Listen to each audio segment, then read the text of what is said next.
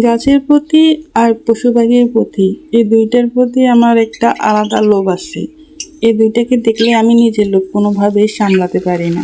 সেই ছোটবেলা থেকেই গাছ কেনা আর পাখি কেনার জন্য আমাদের অনেক বকা শুনতে হয়েছে। তারপরও আমি এই দুইটা দেখে কোনোভাবেই নিজেরই সামলাতে পারি না। যখনই কোনো পাখি দেখি কিনে ফেলি, যখনই কোনো গাছ দেখি কিনে ফেলি।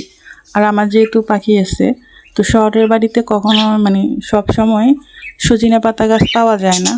অনেক খুঁজলেও সহজে পাওয়া যাবে না। বাজারে কখনো হয়তো আসলে তখন পাওয়া যায়, না হলে পাওয়া যায় না। তো আমার পাখির জন্য সজিনা অনেক দরকার ছিল। আমি যখন কলেজ থেকে আসতেছিলাম তখন দেখলাম যে ভ্যান গাড়িতে সজিনা গাছ বিক্রি করতেছে। তো আমি সজিনা গাছ নেওয়ার পাশাপাশি আরও দুইটা গাছ নিছি। একটা হচ্ছে হাইব্রিডের, এই যে এটা কি বলে, পেঁপে গাছ। আরেকটা হচ্ছে এটা কি, বোম্বাই মরিচের গাছ। আমার আম্মু কিন্তু বোম্বাই মরিচ অনেক পছন্দ করে। আমি কিন্তু মরিচ খাই না, তারপরও আম্মুর জন্য নিছি। কিন্তু এটা নেওয়ার জন্য আমার অনেক বকা শুনতে হবে। তো একটা পেঁপে গাছ নিছি, এটা আমাদের গ্রামের বাড়িতে লাগাই দেবো। গ্রামের বাড়িতে যখন যাবো তখন এটা ওখানে নিয়ে লাগাই দিয়ে আসবো। আর হচ্ছে সজিনা গাছটা আমার অনেক বেশি দরকার এই মুহূর্তে। আমার পাখির জন্য সজিনা পাতা সবসময় দরকার হয়। গাছ কিনে অনেক বকা খাই, তারপরও গাছ কিনি আমি। তো এগুলো যখন গাছ লাগাই, সবজি লাগাই, তখন কিন্তু এগুলো সবগুলো আমার বাসার মানুষই খায়।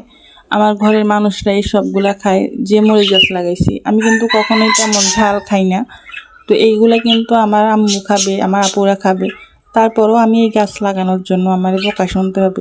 টাকা কিন্তু আমারই খরচ হচ্ছে, আমার নিজের পকেটে টাকা দিয়ে আমি গাছগুলো কিনি, এগুলারে যত্ন করি। তারপর হচ্ছে এগুলোর জন্য মাটি কিনতে হয়, সার কিনতে হয়।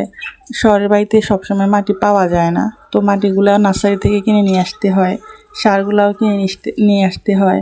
তো এগুলা সবগুলো আমার নিজের পকেটের টাকা দিয়ে, আমার হাত খরচের টাকা থেকে যায়। তারপরে বকা শুনি আমি, আর খায় সবগুলো হচ্ছে ওরা।